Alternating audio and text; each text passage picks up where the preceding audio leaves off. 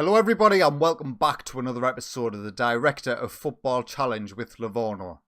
Now in today's episode we have come back to face Empoli, who are 20th in the league at the time of playing, and of course we've got some fixtures to review since the last time we met.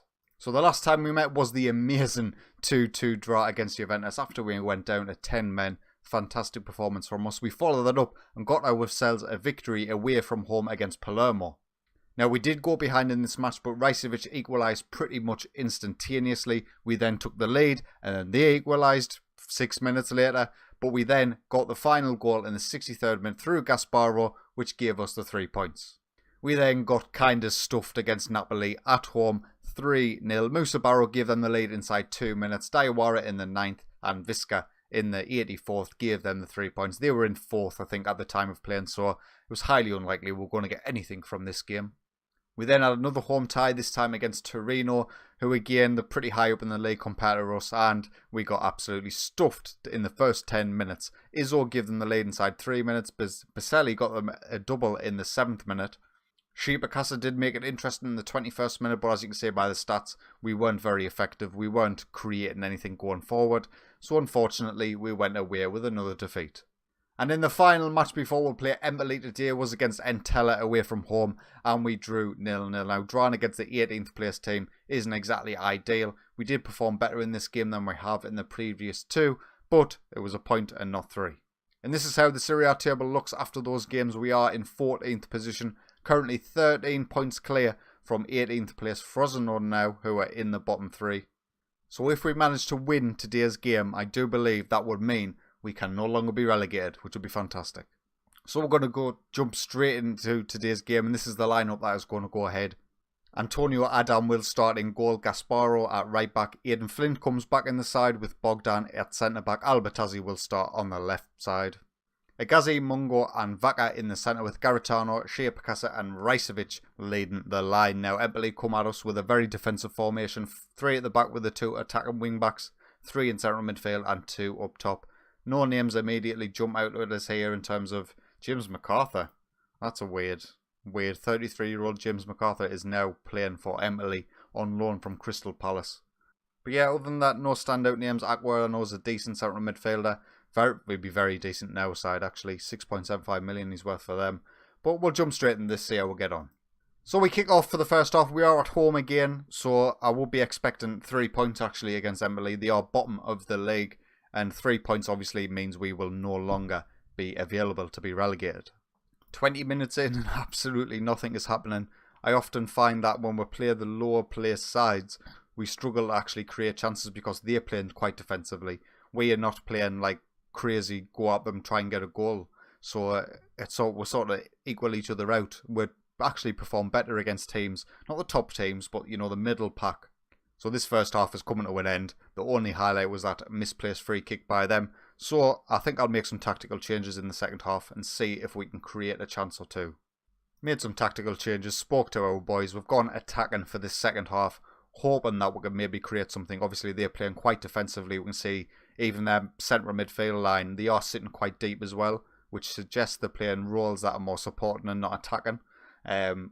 Second highlight there, another free kick that goes wide by Empoli. We're still 10 minutes into the second half. Doesn't seem like we're creating anything, but there is a highlight now, and hopefully we're winning possession back here and building something.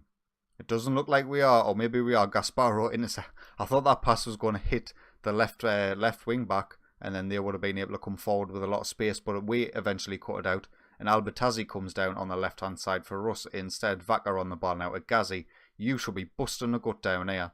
Absolutely busting a goal. We don't need it. Garitano on the edge of the box. He gets himself a goal. A little pocket of space there in between the 3 centre-halves and the 3 central midfielders. And he manages to put it away nicely. It's absolutely tipping it down in game. But Garitano, great finish. He's actually been fantastic for us this season. 8th goal of the season. Dominic Miongo with the assist. Just great stuff. Another highlight here. Bogdan gets his head on the Garitano corner. Doesn't manage to go in. We are going to reduce our attacking team mentality to just a positive one. Keep possession. We are in front. They have changed formation 4-3-1-2 now. They have given themselves an extra man in the attacking third in terms of their attacking midfielder.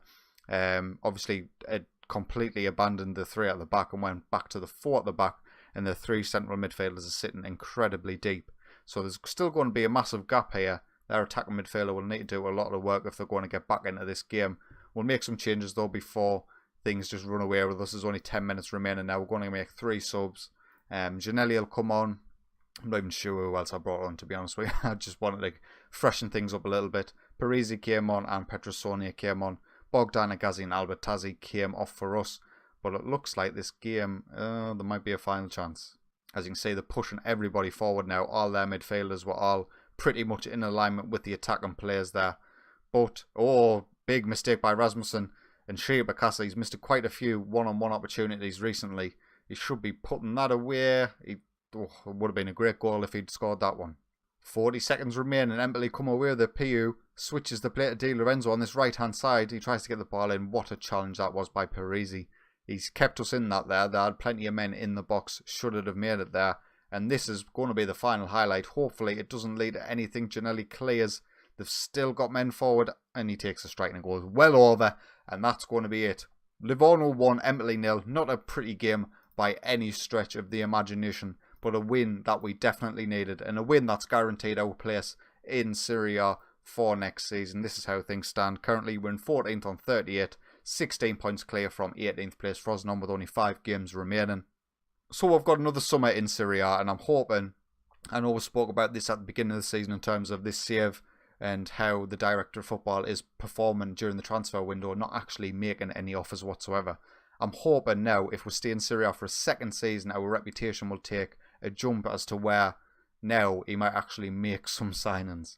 So now knowing that we're going into Serie A next season and not getting relegated to Serie B, we'll take a quick look at the finances. We're currently sitting on around £28 million in the overall balance. So I'm hoping for another healthy transfer budget going into the summer, maybe £15-18 million. And obviously there's a lot of room to improve going forward, but we'll talk about that in the next episode. And of course the next episode will be the final game of the season against Crotone. We'll fly through that. We'll discuss the squad, discuss what I hope our director of football will do. I'm not going to make any changes to my director of football this season. I did obviously bring him in at the beginning of the season, and there's no way I'm saying I'm happy with his performance. But I just don't think it's a problem with who the director of football is. It's probably just a problem with who the director. It's the director of football in general that's a problem. But I am hoping that a reputation boost might see us be a bit more active in the transfer market. Anyway, if you have enjoyed today's video, please consider leaving a like, and if you enjoy my content, get yourself subscribed. But until next time, take it easy.